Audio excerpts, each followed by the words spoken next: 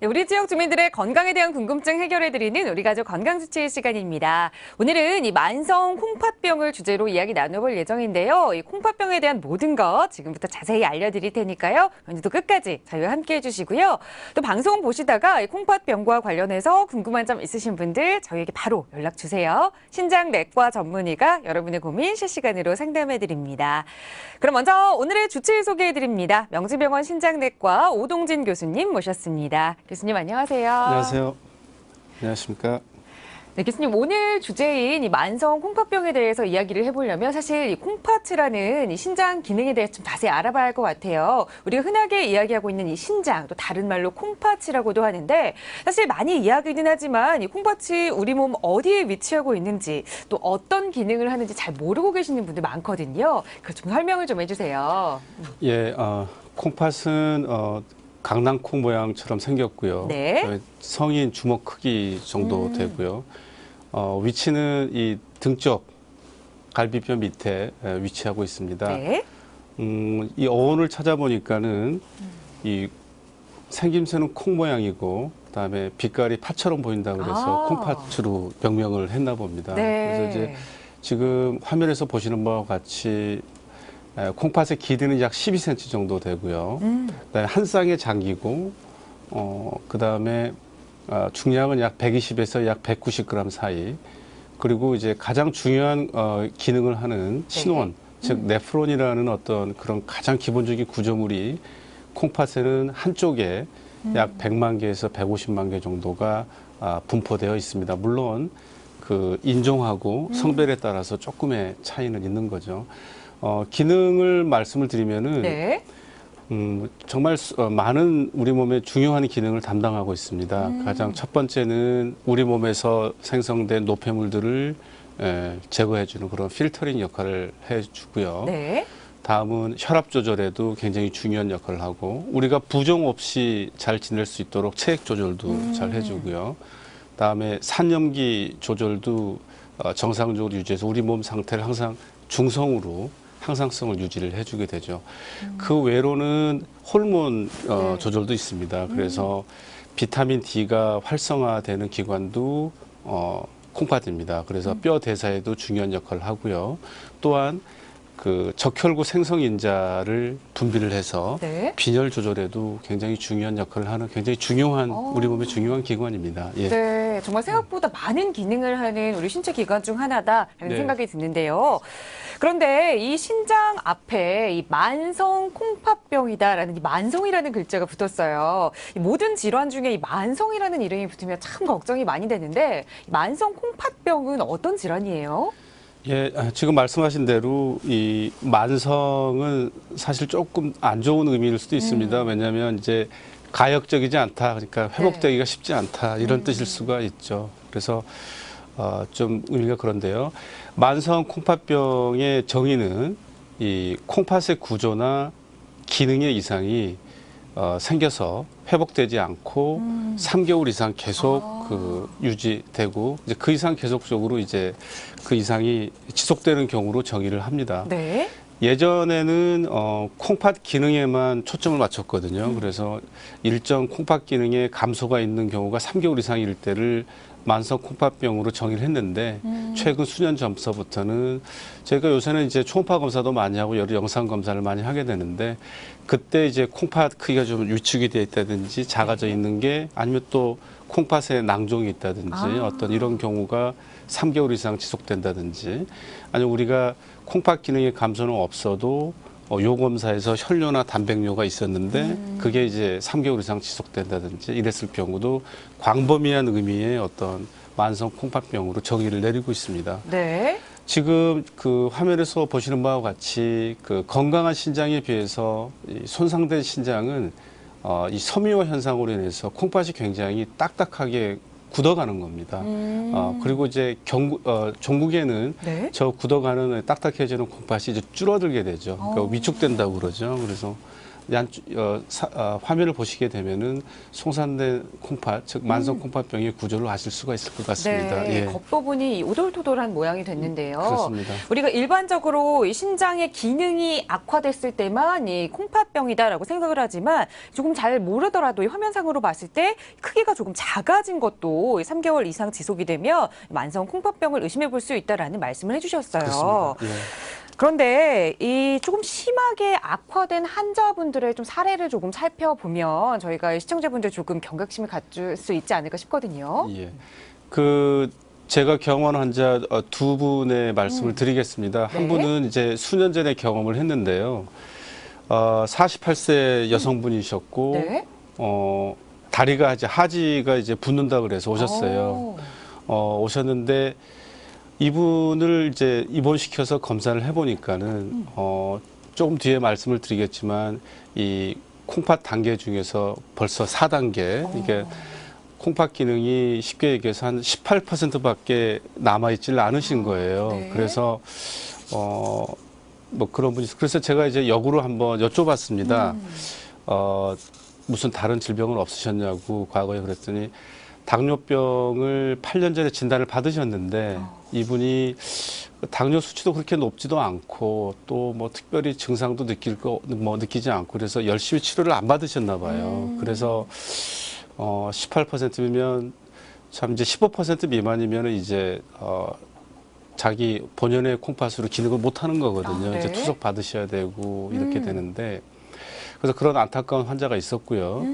두 번째 환자분은 최근 환자분이신데요. 네. 최근 환자분이신데 40대 초반이세요, 이분도. 오. 40대 초반이셨는데 이 머리가 계속 아프고 어지럽고 또 흔히 뒷골이 땡긴다 그러죠. 네네. 근데 그런 증상으로 이제 외래에 오셔서 혈압 측정을 해보니까 수축기 혈압이 200이 넘어갔어요. 그래서 당장 입원시켜서 이제 검사를 해보니까 이분도 이 콩팥 기능이 뭐 15%밖에 남질 않았는데 이분도 역으로 이제 환자분한테 계속 여쭤보니까 수년 전에 신체 검사에서 단백뇨가 있었고 그다음에 이제 혈압도 조금 높은 편이셨는데 그냥 관리를 그냥 안 받고 그냥 있으셨다고 그러더라고요. 그래서 참 안타까웠던 두 사례가 있었는데 왜 안타까웠는지는 이제 다음에 또 말씀을 드리도록 하겠습니다. 네. 예. 사실 이 당뇨나 이 혈압이 있으면 초기에 진단을 받더라도 그냥 그건 대충 좀 나아지겠지 하고 관리 안 하시는 분들 굉장히 많으시잖아요. 네. 그런데 관리를 안 하고 이렇게 조금 지나다 보니 이 신장 질환이 콩팥병에까지 발전이 됐다라는 말씀해 주신 것 같아요. 조금 48세 또 40대 초반이면 굉장히 네. 젊으신 분인데 이렇게 만성 질환을 얻으셨다니까 굉장히 좀 안타까워요. 근데 이 사례를 이야기해 주시면서 신장 기능이 18%까지 떨어졌다라는 말씀해 주셨거든요. 이건 어떤 뜻인가요? 예, 우리 만성 콩팥병에는 단계가 있습니다. 그 단계는 여러 가지 그 기준에 의해서 지금 단계가 제시되고 있지만 가장 기본적으로 지금 잘 받아들이고 있는 게 이 사구체 여과율. 네. 말하자면 이제 쉽게 얘기해서 콩팥 기능을 로 이렇게 환산을 해서 하는 단계를 이제 최근에는 많이 활용을 하고 있는데요. 그 단계가 있는데 참고로 말씀드리게 되면은 이 사구체 여과율이 물론 인종하고 성별에 따라서 정상 사구체 여과율은 굉장히 틀리거든요. 그런데 정상치를 잠깐 말씀드리면 분당 100에서 125ml 정도를 정상으로 저희가 생각을 합니다. 네. 그래서 만성 콩팥병 단계를 보시면 1단계는 콩팥 기능이 90 이상. 근데 이때는 증상이 거의 없습니다. 그다음에 2단계는 이제 60에서 89 사이인데 이 2단계에서도 증상을 느끼시는 분 또 거의 없고요. 네. 3단계는 30에서 59 정도인데 이때는 약간 피곤하다든지 좀 기운이 없다. 이 정도 증상을 느끼지 또 특별한 증상을 느낄 수가 없죠. 4단계부터 이제 본격적인 증상이 나타나기 시작하는데 이때 이제 요독증에 대한 이제 증상이 나타나고요. 5단계는 이제 이 사구체 여과율 즉 콩팥 기능이 15 미만입니다. 네. 이때는 다른 얘기로 말기 콩팥병이라고 하거든요. 그래서 이때는 이제 콩팥을 대체할 수 있는 그런 다른 치료가 필요한 단계를 이게 설명드릴 수 있겠습니다. 네. 네, 결국 이 앞서서 이 콩팥의 기능 중에서는 이 필터링하는 이 여과하는 역할이 굉장히 중요하다라는 말씀을 해주셨는데 그 확률이 점점 떨어진다. 그렇게 맞습니다. 생각하면 되겠군요. 그리고 또 이 신장 질환이 생기시는 분들 중에서는 이 고혈압 그리고 당뇨를 미리 가지고 계셨던 분들이 많았다라는 말씀도 미리 해주셨는데요. 그렇다면 이런 질환을 앓고 계신 분들은 조금 더 이 콩팥 관리를 열심히 하셔야 할 것 같아요. 근데 이렇게 두 가지 질환 외에도 또 이 만성 이 콩팥병으로 이어질 수 있는 다양한 요인들이 있다고 들었거든요. 이 만성 콩팥병의 원인의 가장 많은 요인은 당뇨병, 고혈압입니다. 네. 그런데 그 이외에는 그 이외의 원인으로는 콩팥 자체에서 생긴 사구치 신염, 그다음에 여러 약제들, 말하자면 무슨 진통제를 과량으로 또 수년 동안 어떤 복용을 하셨다든지 이런 분들이 또 만성 콩팥병이 오실 수가 있고요. 네. 그다음에 다낭성 콩팥 신질환 콩팥 질환 같은 유전성 질환에서도 만성 콩팥병이 올 수가 있고 네. 반복적인 요로 감염 그리고 방광 요관 역류와 같은 그런 병으로 인해서 만성 콩팥병이 발생할 수가 있습니다. 네. 그런데 이제 악화인자를 잠깐 좀 말씀드릴게요. 네. 만성 콩팥병을 악화시킬 수 있는 인자는 정말 너무 많습니다. 그런데 그 중에서 말씀드리고 첫 번째는 원인 질환입니다. 그다음에 두 번째는 혈압 정도, 그다음에 세 번째는 단백뇨 정도. 그 다음으로는 이제 여러분들 아시다시피 고지혈증, 그다음에 흡연, 그다음에 음주, 비만, 그다음에 다른 약제 뭐 이런 것들 나열할 수가 있는데요. 네. 그 중에서 이제 가장 악화인자 중에서 가장 중요한 3대 요인에 대해서 잠깐 더 말씀을 드리겠습니다. 첫 번째 그 원인 질환에 대해서는 이 만성 콩팥병을 발생시킨 원인 중에서 당뇨병이냐 비당뇨병이냐는 굉장히 중요합니다. 네. 왜냐하면은 당뇨성 신증에 의해서 만성 콩팥병이 발생을 하게 되면은 굉장히 그 병의 진행이 빠릅니다. 관리를 잘 안 받게 되게 되면은 정말 빨리 진행돼서 예후가 안 좋게 진행될 수가 있습니다. 그래서 그거 중요하고 두 번째는 혈압 조절을 정말 잘 해주셔야 됩니다. 네. 혈압 조절 잘 해주셔야 되고 그다음에 단백뇨가 있을 때는 또 단백뇨 조절을 할 수 있는 약제라든지 식이요법을 통해서 조절을 잘 해주셔야 됩니다. 네, 네. 당뇨와 이 혈압 그리고 이 단백뇨가 있으실 때는 조금 더 관리를 해주셔야 한다. 네, 철저히 관리를 해주셔야 됩니다. 네, 그 말씀해 주셨는데요. 근데 사실 이 관리를 열심히 하고 싶긴 하지만 사실 앞서서도 사실 이 만성 콩팥병은 증상이 잘 없다. 초기에는 증상을 잘 못 느낀다라는 말씀해 주셨잖아요. 그래서 이 많은 분들이 관리하기가 조금 쉽지 않으실 것 같은데 정말 이 내가 자각할 수 있는 증상이 하나도 없는 건가요? 아까 말씀드린 1단계부터 5단계 보시면 네. 3단계까지는 정말 좀 경미하죠. 증상이 경미한데 4단계부터 이제 나타나실 수 있는 여러 증상이 이제 요로 증상을 이제 말씀드리게 되면 가장 초기 증상으로는 이 새벽에 잘 깨세요. 콩팥 기능이 떨어지게 되면 네. 잠을 못 주무셔 두세 번, 서너 번 이렇게 해서 야뇨증이라 그러죠. 네네. 그런 증상이 있으시다든지 아니면 이제 소변에 거품이 좀 나고 그 거품이 사그라들지 않고 오랫동안 가는 게 굉장히 중요합니다. 네. 그래서 그런 소견이 보인다든지 냄새가 나신다든지 그리고 소변이 또 적색 빛깔로 또 색깔이 또 변하신다든지 뭐 이런 경우 이런 증상이 있게 되면 빨리 신장내과 전문의한테 오셔야 될 것 같고요. 다음으로는 혈압이 증상 생길 수가 있고 네. 붓는 증상 생길 수가 있고 요통이라든지 이런 증상으로 또 오실 수가 있고 증상이 이렇게 다양한 증상을 보일 수가 있습니다. 네. 이 평소에 여성분들은 그냥 사실 내가 좀 많이 부어 이러면서 그냥 쉽게 넘어갈 수 있을 법도 한데 이 몸이 자주 붓거나 또 내가 요즘 자다가 이상하게 소변 때문에 화장실에 많이 간다. 그리고 내 소변에서 조금 거품이 많이 난다거나 붉은 빛을 도는 것 같다라는 증상을 보이시면 바로 이거 병원을 좀 찾으셔야 할 것 같아요. 그런데 이 앞서서 이 고혈압 환자는 이 콩팥 기능 검사 그리고 요 검사는 이 필수적으로 또 자주 받아야 한다라는 말씀해 주셨어요. 그러면 이 신장 검사를 위해 진행되고 있는 이 검사들에는 어떤 것들이 있는지도 좀 궁금하거든요. 예. 우리 콩팥 기능이나 어떤 구조를 보기 위해서 검사 중에서 이제 첫 번째로 가장 중요한 거는 혈압을 한번 체크를 해보셔야 됩니다.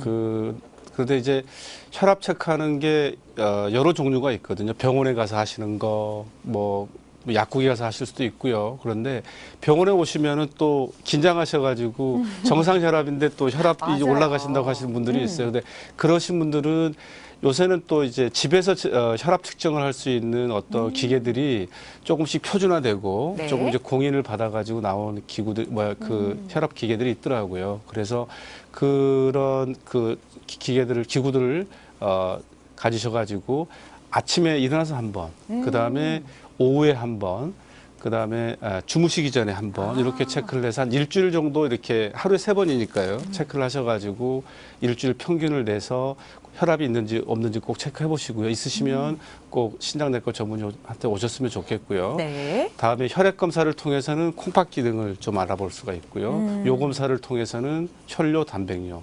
그 외에 영상 검사를 통해서는 이제 만성이냐 급성이냐도 감별할 수 있고요. 최종 이제 정말 원인을 모르는 만성 콩팥병에서 이제 콩팥 조직 검사도 하기도 합니다. 네. 예, 그 정도. 예. 이렇게 건강에 관심이 많으신 분들이 초기에 내 몸에 좀 증상이 나타나면 바로바로 병원을 찾으시면 좋겠지만 사실 이 자각 증상이 초기엔 별로 없기 때문에 모르고 지나치시는 분들이 굉장히 많으시잖아요. 그런데 만약 이렇게 내가 증상을 잘 못 느껴서 이 신장 질환, 이 콩팥병을 치료하지 못하고 그냥 두게 되면 어떤 결과가 초래되나요? 예. 정말 안타까운 얘기인데요.